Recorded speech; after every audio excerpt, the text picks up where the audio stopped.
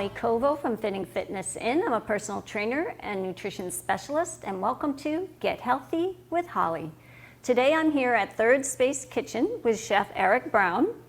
Thank you for being on my show, Eric. Thanks for having me on your show. Yeah, and for being here. So we're going to be talking about how what his company does, and it connects and builds community through social dining. I love that, especially now after the pandemic. People are just starting to get back in together, and it's a great way for people to socialize. Yeah, we're seeing that. We get so many phone calls from people saying, you know what, we have virtual teams or hybrid teams. We haven't been together before. We have families who haven't seen each other for a while, just a whole bunch of people wanting to get together. And what better way to get together than to have a meal together? Perfect. Eric and I know each other because we work together on the board of the Healing Garden, the Virginia Thurston Healing Garden in Harvard. And that is an integrative support center for people dealing with cancer. Why don't you give us a little bit about your background, Eric, and how you came to creating Third Space Kitchen? Yeah, well, what's interesting is, my first career, I'll say, was actually in technology. I focused on advertising, learning a lot about people and what sort of makes them tick. And, through that progression and also sort of building ad platforms to connect people, I've found a love through food, I guess, in a way that I took some recreational classes, and I realized that this was something that was fun and a way to fill up my spare time. I really dove into it head on and decided that I wanted to learn more, so I ended up selling one of my companies and going to culinary school, believe it or not. And through that learning and through connecting with people even more with food, I decided that, yeah, this is my new path in life. So it took a little while, I had some kids and all that, but then came to opening Third Space, I'll say, as my fifth child. Yeah, 4 kids. Yeah, and it's been great because now, I can connect with people in a different way and share what I love, but also, it doesn't matter whether they're an experienced cook or if they've never been in the kitchen. It's really about working together. It's a team effort, and we just put together some really easy, usually sometimes complicated, menus that really get people excited about cooking. And a lot of people not only love the food, which is great, but they love the experience of talking to people. They love meeting new people, and also many people have come in here and said, wow, I didn't think I could do that. And they find out that they can. So it's kind of sparks something in them as well. You mean like making mozzarella cheese? Yeah, totally. That's one of his menu items. That's a toughie. So what types of groups do you have here? We have a few different types of groups. So we do team building, as I mentioned. So companies will come to us and say, we want something fun and exciting that's different than going out to a restaurant. You can go out to a restaurant. The challenge with that, they often tell us, is if you're sitting down at a table, you can talk to the person in front of you, to the left, and to the right of you. And then at the end of the day or at the end of the meal, you've gone home and you've probably talked to the people that you talked to in the office. Right. We take that opportunity and say, hey, we're actually going to get people to talk in an interactive way. So everything that we're doing, whether it's making pasta, making tacos, making paella, it's all about, okay, you're going to work on this, you're going to work on that. We have to talk and make sure the food comes out at the same time, right, which is really important. And when the food comes out, not only are they proud of it, it's delicious, they sit down and have a family-style meal. So they're able to share in that whole experience of creating the meal together, something that is kind of intimate and fun, and it's just great. And we do that with private events as well. So families, we often celebrate milestone events, whether it's birthdays or just celebrating something like people getting married. We've had rehearsal dinners, and we've also hosted cooking classes. So people will come to us and say, yeah, I saw that you do pasta making. Can we do that pasta class? And they'll bring some friends, they'll meet some strangers. I've had people, exchanging numbers and saying, oh my gosh, I had no idea that you loved antiquing. I go antiquing to this place too. And so It's just a lot of common ground that people find through having that meal. And the last thing I'll say that we do, which is super fun and totally different, is birthday parties for adults, but kids. So they come in here, and we cook with them. It's an experience where they can make pizzas, they can work on cupcake decorating. Some of the older kids will have a private class where they'll bring their friends and say, hey, we're going to put together a meal, and we make it really nice for them, put out real plates for them, and kind of have this grown-up experience. But kids of all ages can come in here, and whether they have skills or not, they're still able to work together, talk together, and just put together a meal that's really fun with our guidance. That would be great for college kids that are now moving into apartments and Yes. have never had to cook before. Yes, we get that request. Actually, in our other location, we're doing that right now, literally in parallel. There's a group that's getting together, and they are learning how to cook for the first time. So you have this location in Groton, Yes. Mass, and the other locations in Newton, Mass. Newton, Mass. Okay, so 2 locations. So really, yeah, you could do Lowell College. You could market something there. Anyway, and so what kind of foods are you making in these classes? It's a variety of stuff. We try to do approachable food. So I call us an event space that does cooking, not so much a cooking school, because I want people to feel like they look at the menu and they can say, either I've heard of that or I can identify with that. I'll take that class.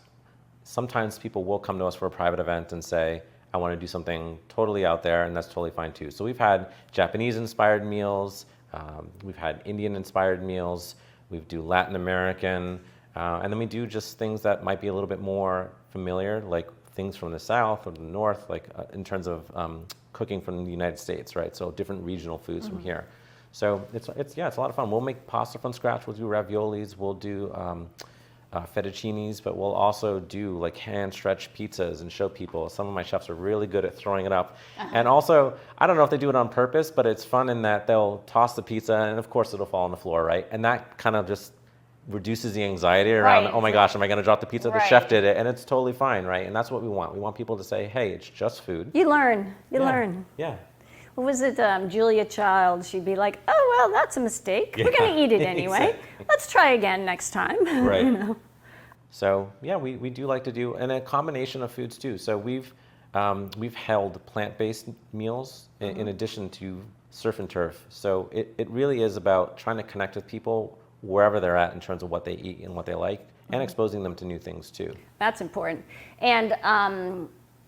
And you're peanut free, because I brought some pistachios today for the salad, but we're not going to do that. Peanut That's and good tree to nut, know. yeah. Yeah, so that's good to know. There are a high amount of people that come into us with that allergy, and so this is a safe space for them to cook, knowing that there hasn't been any contamination from that. Awesome. All right, what are we going to cook today? We're going to do 2 things. So we're going to be making a kind of an Asian New England fusion of a maple glazed salmon, and we're also going to be doing a classic poached salmon. And that's what we're going to do, and we're going to combine it with a delicious Then we're going to put it over a nice salad. Right. All right, so take it away. Show us Right. what we got here. So right here we have some salmon fillets. Now these come from Papa's Catch, which is a Harvard, Mass-based company. So Love it. Josh Pearson goes out there every year to Bristol Bay in Canada. Sorry, not Canada, Alaska. And he goes out there fishing, gets these things fresh, and then they're flash frozen, and then they're delivered to us. And what's amazing is, a lot of people like to go to the grocery store and decide what piece of fish they want, and that's all great. One of the challenges with getting fish in the grocery store is you don't know how long it's been sitting there, right? Right. And once it's thawed, it is slowly losing its, I guess, how good it Nutrients and is and its stuff. nutrients, everything, right? So what we do is we take these frozen fillets that have been, flash frozen, and we put them in cold water, and it takes about 20, 30 minutes, depending on how many you put in there. It could take up to an hour if Do you've they got like come 20. this size? They or were you cut already them? pre-cut. Oh my, these all look awesome. They all look awesome. They have a beautiful texture to them. You do still want to check every once in a while to see if there's a pin bone or something that you need to take out of there. But this is beautiful sockeye salmon from Bristol Bay. So I'll put his information up on my website, so you can check on the website and you'll get his information.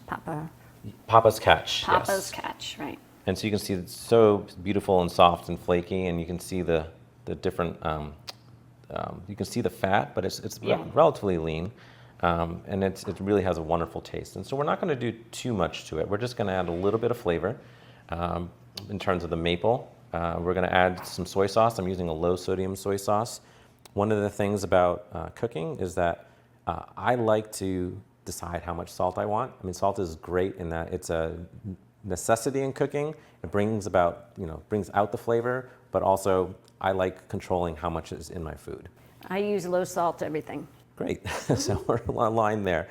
The other thing is, just in terms of cooking, you can see that when I chose to thaw these, I took out ones that were about the same size. So in cooking, we want to, when we're cooking things, we want them to be about the same size so they cook at the same rate. Right. Otherwise, this one might be done too early, and then this one's not done. Right. All right. And then the other thing that we're going to do is we're going to take these out just about when they're done, because if you wait until they're done in the oven, They keep cooking. they'll keep cooking. So carry over cooking, and then they'll be overdone and just not as great.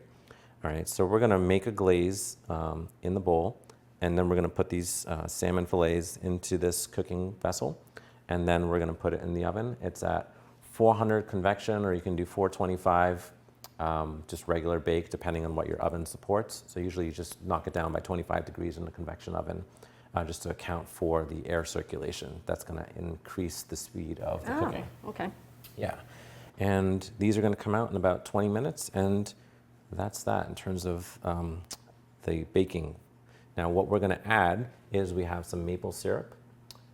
We also have some low sodium soy sauce. We have some toasted sesame seed oil and some balsamic vinegar. And later, for those that like a little bit of spice, I don't tend to add this ahead of time because not everyone likes spicy food, but some sriracha, again, it's Asian inspired. So if you want to add a little heat to it, that's always a good compliment. All right. Okay. We have some garlic here that I'm also just going to chop up and then get into the bowl in there, and then it's going to also go along with our salmon. So I'm going to wash my hands. All right, great. So later on, we're going to put this on top of a bed of salad. And in my salad mix, I have kale, spinach, arugula, dark greens. All the dark greens are very high in nutrients, and they're high in vitamins, minerals, and fiber, which is great. And then I have some pomegranate, because I love to use vegetables and fruit that are in season, and pomegranate is our winter fruit. I love it. It's very colorful too. And we'll have some avocado. Avocados are great because they have a lot of potassium, folate, vitamin C, E, K, fiber, magnesium, beta-carotene, and omega-3 fatty acids. And those omega-3 fatty acids, which is also in the salmon, are going to help with your heart health, brain health, a lot of different places, a lot of different areas. And then we just have some cherry tomatoes. So we're going to build the salad however we want. And then I have my favorite balsamic vinegar and some flaxseed oil that we can dress it with. So, yeah, also salmon is really good. It's high in protein, so it's a great food to eat if you're looking to do some weight loss, or if you want to have intake a lot of protein in one day. It's good, high in potassium, B12, also omega-3, iron, and it has a lot of vitamin D in it. So that's great. It's definitely my favorite fish. It has a lot of flavor in it, and it's very filling compared to some other lighter fishes with all those health benefits that you mentioned. So I love it. We're just going to take some garlic. It's an easy way to get the Let me take this other thing out of the oven. get the skin off. I'm going to do that again. It's a little loud on these metal tables, but it's a really easy way to get the outer skin off the garlic clove. All right. Ooh, smell that garlic. Garlic is good for you, very good for you, especially if you have a cold. It's got a lot of anti-inflammatory properties, which we love.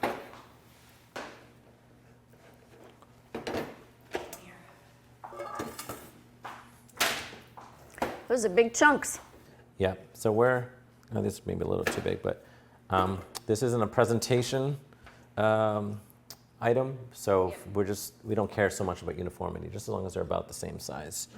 All right, and we're gonna do a 1/4 cup of maple syrup here. So that's 2 ounces if you don't have a measuring cup. All right, and then we're just gonna add a splash of soy sauce. It's gonna give it a little bit of umami, so another flavor profile. The oil, this is a toasted sesame seed oil, so that's gonna give it a little bit of that additional Asian flavor, but also just be nice in terms of making sure that the fish doesn't dry out. And then the balsamic vinaigrette is gonna just give it a little bit of sweetness as well. It's a good complement to all these flavors. Oh, all of those together, nice. All right, I'm just gonna add Oh, another Moderna. a pinch of salt. All right, and a little bit of black pepper. All right, so now we've got our salmon fillets here. All right, and one of the good things here, so they've been out, they've been thawed, and then we also patted them dry so that there's not too much moisture on them. And then they've been draining a little bit, but they're actually, most of the excess water has come out of them already. So I'm just gonna put them into my cooking vessel here. I'm just gonna whisk up my ingredients here. Power off. All right, and then I'm just gonna cover the salmon.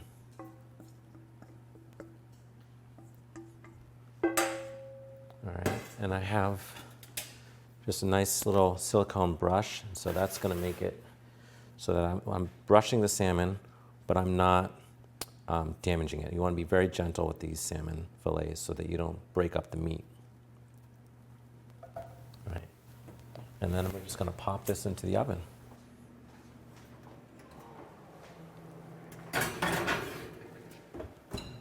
And so that'll go for about 20 minutes or so, and then 15, 20 minutes. So we'll check on it, and then that's all there is for that. Awesome.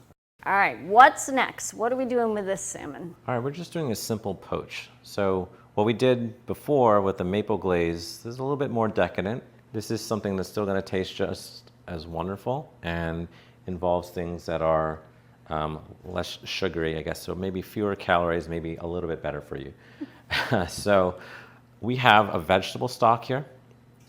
And if you don't have a vegetable stock or broth at home, you can make something called a court bouillon, which is basically just a short stock is what it means, fast stock. And you can do that by just getting like 5 cups of water, just getting some carrots and some onions chopped up, maybe some leeks, and just really just put some vegetables into a pot and just simmer them for maybe 10, 20 minutes, just to get a little bit more flavor than just putting water and say lemon onto the salmon. So that's why we're using vegetable stock. It's just a little bit more flavor.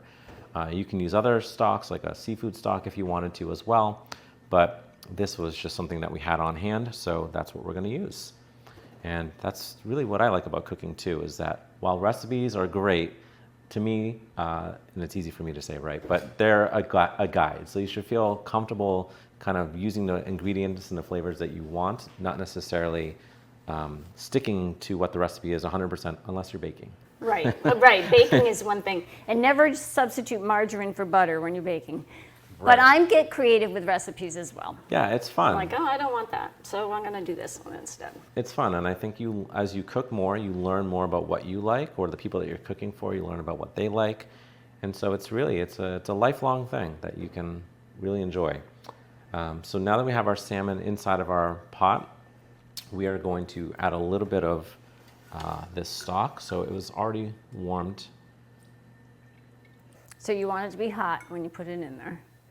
Yep, I've never done poached salmon, so I'm very interested in learning this.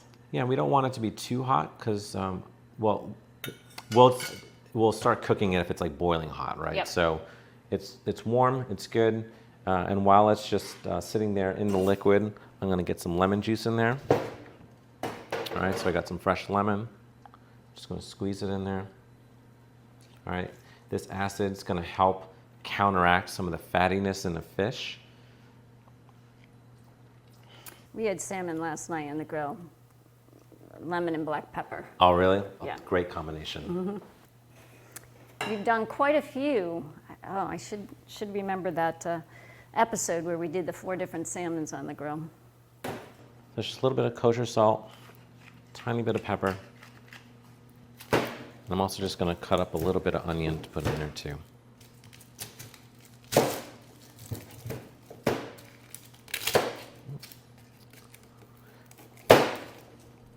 So I tell people when they're cutting round objects, you know, we want to get to a flat side. That's a safe side because it doesn't roll. Mm-hmm. When you're using a knife, if it's rolling, that's dangerous.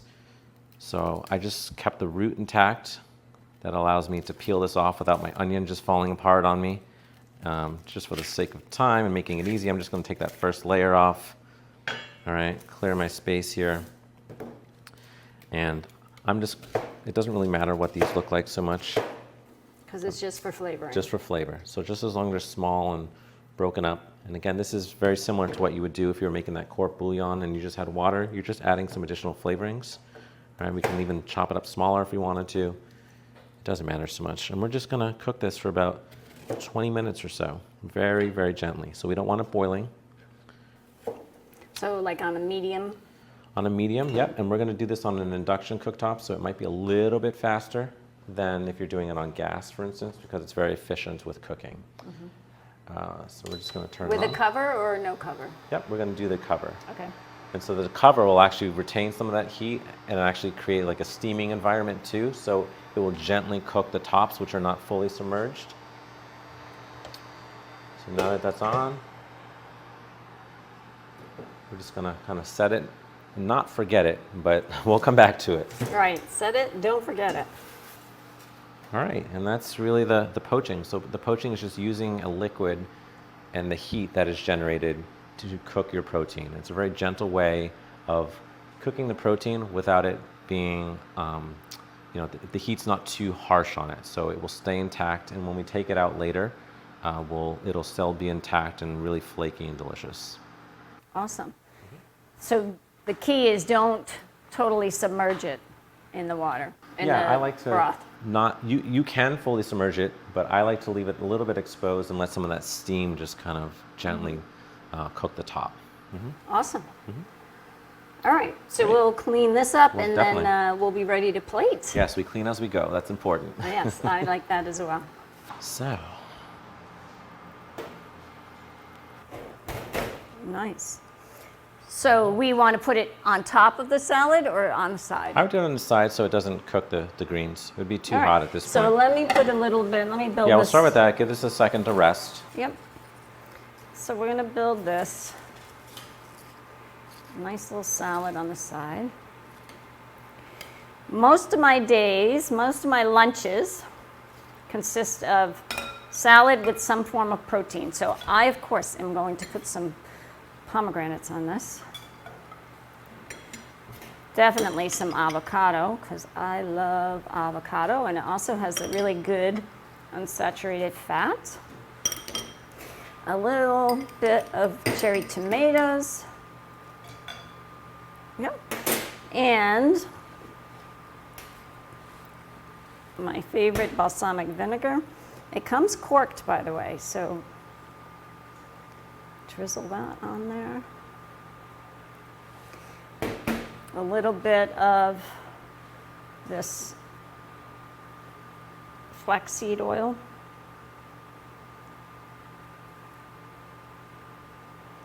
I don't do a lot of oil. All right.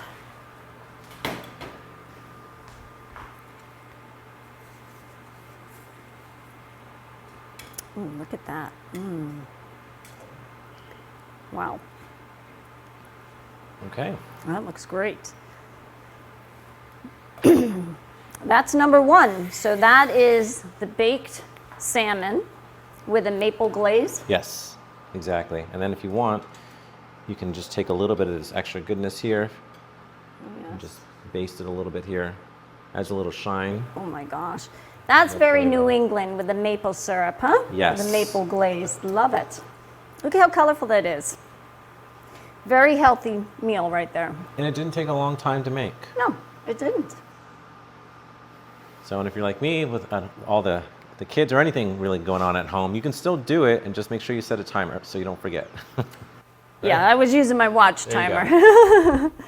So this past weekend when we were doing the baking of the cookies, you know, you got the 2 different ovens going, and you got dough in the refrigerator, and so everybody's like using their watch Yeah. because there's only one timer on the ovens, even though you got 2 ovens. Right. I'll tell you though, I just redid my kitchen, and I have 2 ovens now, and I absolutely love it. It is a game changer. It's so much is. easier, and you can do more baked things. So Oh my gosh! healthier stuff, Yeah, right? and even at Thanksgiving, the turkey was in the bottom oven, and then I had the top oven to do all sorts of stuff. Right. It's not fair the turkey gets A whole oven. a whole but- oven, right? Yeah. Oh well, but that's okay. How are we doing with the poached salmon? How's that looking? We're looking good. I think we're pretty much ready to take this wow, out. that's So it fast. changes pretty quickly, and it will absorb that flavor from the stock and everything else we put in there. So you can see that it went from that really Dark, fleshy. Yeah, so now it's like a nice light orange. So all those proteins have been denatured and they're coagulated together. So it's lost a little bit of moisture, so it's a little bit firmer. but I'll it's still build a flaky. salad for that one then. That's perfect, all right. You know, it's too bad there isn't smell-o-vision. Because boy, you guys, you would love the smells in this kitchen right now. So the Healing Garden is actually having our holiday party here. Eric is donating the space and food. It's awesome. We're very thankful of that. It'll be fun. Well, it's my pleasure. I'm excited. It'll be fun.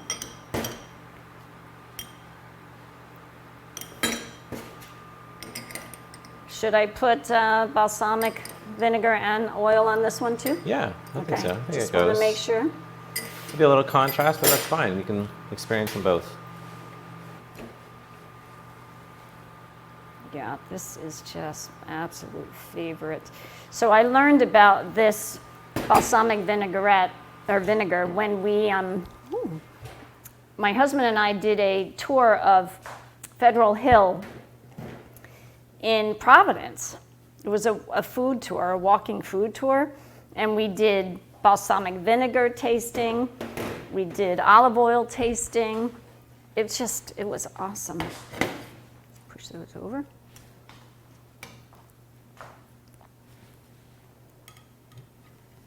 Look at that. Wow. Gorgeous. So these recipes we'll put up on my website. Eric's going to give me the recipes. We'll put them up on the website. I will also have the link to Third Space Kitchen on the website as well. And I just want to thank you so much for joining me on my show today and making these awesome salmons. Well, this was a lot of fun, so I appreciate you having me. I love showing people how to do simple things that are really flavorful as well. So you don't have to spend hours in the kitchen to get something flavorful. You just need to have really good ingredients and healthy ingredients and put them together, and it's fun. Right, and I really love that your motto is build community through social dining and eating, and it's really good now, especially, people just need to learn to socialize again. They do. It's amazing, especially young people, they'll have those social skills, and it's important. So this is wonderful. Thank you so much. And everything will be up on my website, so I'd like to thank you for joining us today, and we'll see you next time on Get Healthy with Holly.